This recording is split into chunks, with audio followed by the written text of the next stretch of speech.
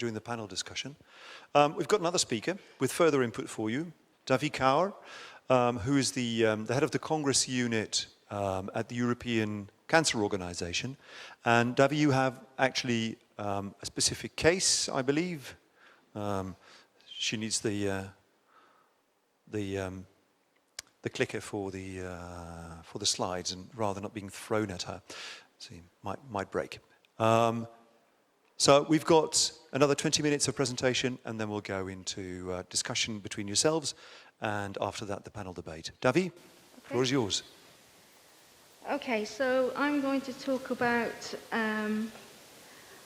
webcasts, which are, for me, slightly different from virtual and hybrid. And I think sometimes there is a confusion about what the difference between webcasts and virtuals. For me, virtual is much more to do with live streaming, and webcasts is capturing the slides, the presentation, while it's happening, and then putting it online afterwards or after the presentation.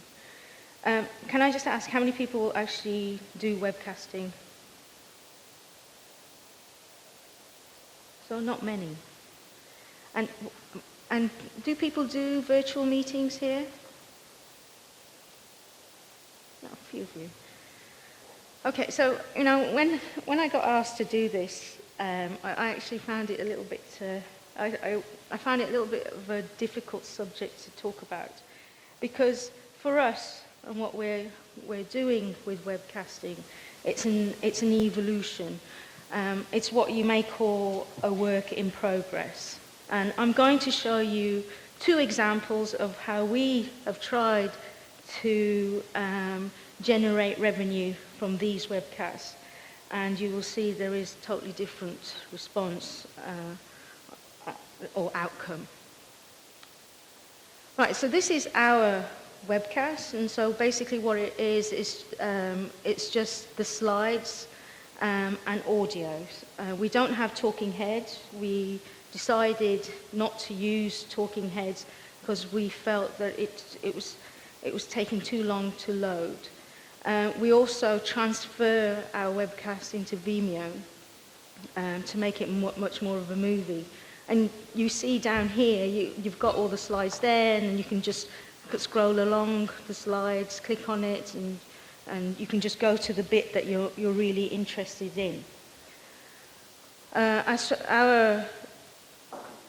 What we do is that we webcast everything, practically everything. The only thing we don't do is the debates, because that's more to do with interactional discussion rather than what's been presented. And the debates we do are much more about entertainment than anything else. Very interesting. So we webcast everything. The speakers have to give their consent. Sometimes they don't give their consent because the data's too new. So you'll find that along the slides there is just a white gap where we've taken out the slides that they don't want to show. And so that's a bit of a downside of what we do. But they have to give written consent for us to publish these slides. And I think there's those people that do that, do webcasting, it's the same for everybody. Right, so what is the benefit of webcasts? Well, for us, it's like an extension to the conference. It's for people who want to see presentations that they didn't have time to see because they've been in meetings, they've been in another session, and there was an overlap and they couldn't. They might want to see the presentations again, just because they didn't understand the information when they saw it at the original presentation, and they want to view it again at their own leisure.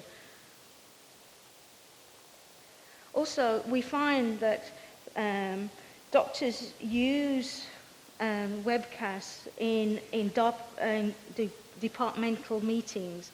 So, as you know, not all the doctors can come to congresses. If they did, there'd be no one treating the patients. So they what they do is that once they've been and attended a meeting, they debrief on what they've learnt, what the new treatments are, and where we're going to go in the future. And what they do is they show the webcast. It could be just a slide, or it could be the whole presentation in their meetings.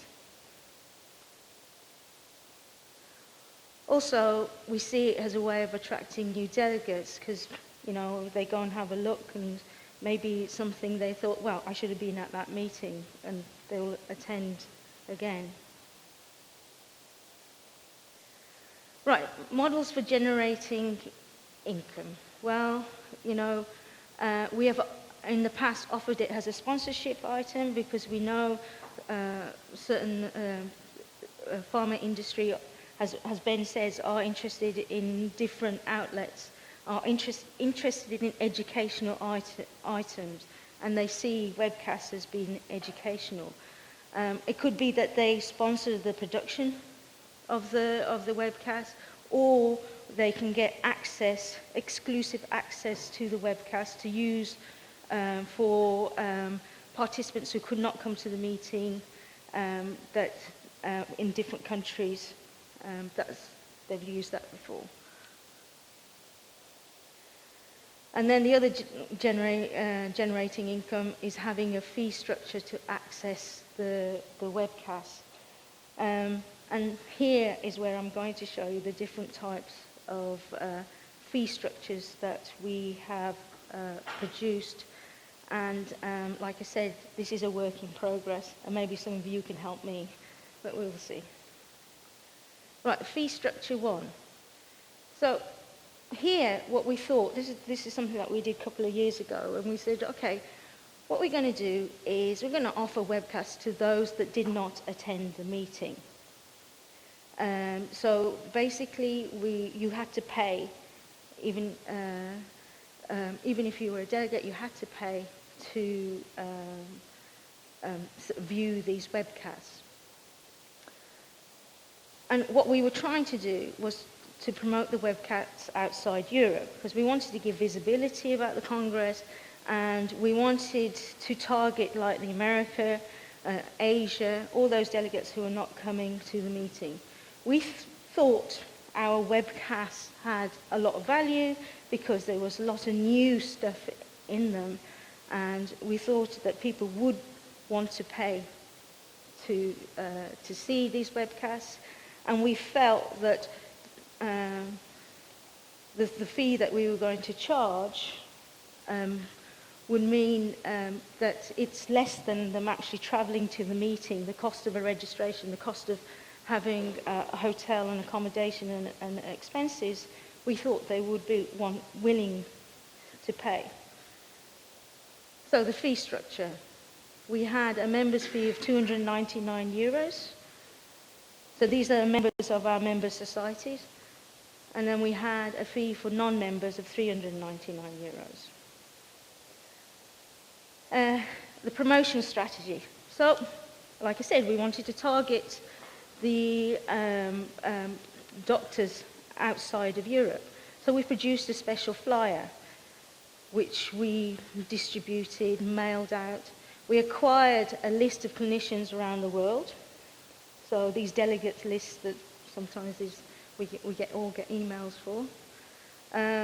We promoted it through our sponsors, trying to will them to engage the doctors that they know.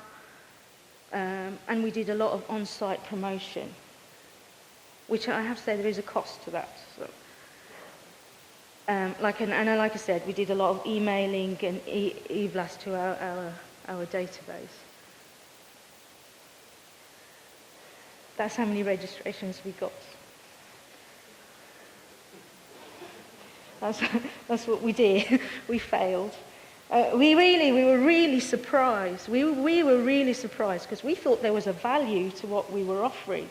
And basically, those registrations actually paid for the cost of all the promotion that we did. And we were really surprised that it didn't work. So we had to go back to the drawing board and try again. So last year, we decided we would offer it to the delegates only for a nominal fee. The strategy was to provide webcasts as an additional service to the registered delegates and not to those delegates that were who had not registered. This time, the fee structure was €25 for members, and non-members, it was €50. And also, we had access codes exclusively to one sponsor. So that's an agreement that we had with the sponsor, where they could buy a package of access codes for a price. Our promotion was doing e-blasts, and we didn't do actually too much promotion on this, and just the normal on-site. So that's on the messaging screens. We mentioned it in our booths and things like that. So this time we got 647 registrations and 85 from our sponsors. So it's about 4%. Is that good? Is that bad? You know, for me, that's not great. You know, so again, we have to go back and think about how we're doing it. This is just the stats from the last Congress, and as you can see, you know, the page view for the webcast is at the highest in October. The meeting was at the end of September, and you see that the peak is in the first 2 months. Then after that, it flattens down. Nobody's interested in them. I mean, that could be that we're not, because we're not promoting the event. We're not promoting them anymore because we stop. It could, you know, it could be that people have moved on to the next Congress and not interested in the webcast that we have. So that's something that we need to figure out. So basically what I'm trying to say here is that the webcasts at the moment have a very short shelf life. And I don't know, we'll have to talk to you later about how for the webcasts for cardiology, whether that's the case as well. So what is the future of webcasts? Well, for me, you know, it is a value tool. I think it is a tool that for our participants, they do use, even though it has a short shelf life. You know, so where we are at the moment is that one of the things that we're doing is re-evaluating the webcasting platform that we use. Now, we know that people don't stay too long on the presentations. Is that an issue? Do we need to shorten, edit more the webcasts, make them much more attractive, or find a different way of doing these webcasts? Can it be repackaged as an educational tool? And what do I mean is, post-Congress, can we take some of the webcasts, for instance, something on breast cancer, and we put it in a package together, all those sessions that are interesting for breast cancer specialists? Can we do it like that? Can we target it a bit more? But the real question is, should webcasts be offered for free to all our delegates and non-delegates? You know, it's all about education. Is it something that, you know, we should not be asking for money? But we know from our member societies for the ECHO Congress, they use it as a member benefit. So that's something that we need to take into account. So I'm afraid that's where we are. It's not, you know, I feel sad that I haven't been able to give you something really positive and say, yeah, it really works, yeah, it's great. But this is, like I said, a work in progress, and we really need to figure out how we're going to do this and what are we going to offer, and should we be asking for money from these webcasts. Thank you very much.